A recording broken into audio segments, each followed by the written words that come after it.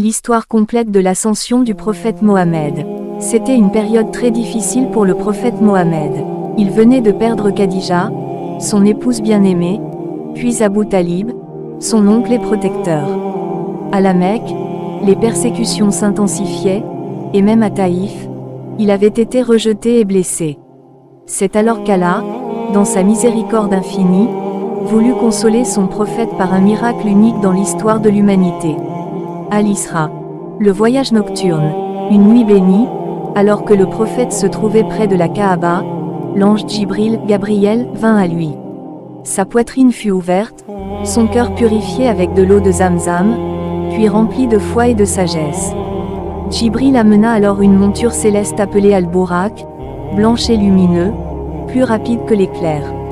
En un instant, par la puissance d'Allah, le prophète fut transporté de la Mecque jusqu'à Al-Masjid al-Aqsa, à Jérusalem. Là-bas, il trouva tous les prophètes réunis, Adam, Noé, Abraham, Moïse, Jésus et bien d'autres, paix sur eux tous. Djibril lui demanda d'avancer, et Mohammed dirigea la prière. Ce fut un signe clair qu'il est le dernier et le sceau des prophètes. Al-Miraj, l'ascension vers les cieux.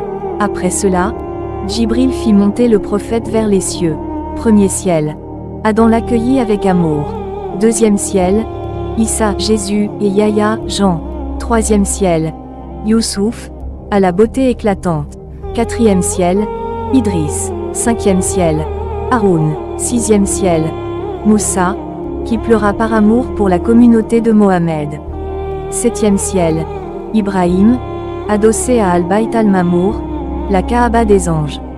À chaque ciel, le prophète fut honoré, salué et accueilli comme jamais un homme ne l'avait été. Sidra al-Muntaha et la rencontre divine. Le prophète atteignit ensuite Sidra al-Muntaha, l'arbre de la limite ultime, couvert de lumière, de couleurs et d'anges innombrables. Même Djibril s'arrêta là, disant « Si je fais un pas de plus, je brûlerai ». Seul le prophète Mohammed fut autorisé à aller plus loin, là où Allah voulut lui parler, sans intermédiaire.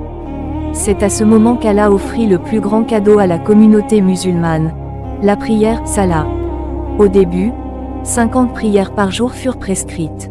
Sur le conseil de Moussa, le prophète demanda l'allègement, jusqu'à ce qu'Allah réduise à 5 prières, tout en gardant la récompense de 50. Le retour est l'épreuve de la foi. Le prophète fut ramené à la Mecque la même nuit. Au matin, lorsqu'il raconta ce qu'il avait vécu, beaucoup se moquèrent et dirent que c'était impossible. Mais Abou Bakr répondit sans hésiter.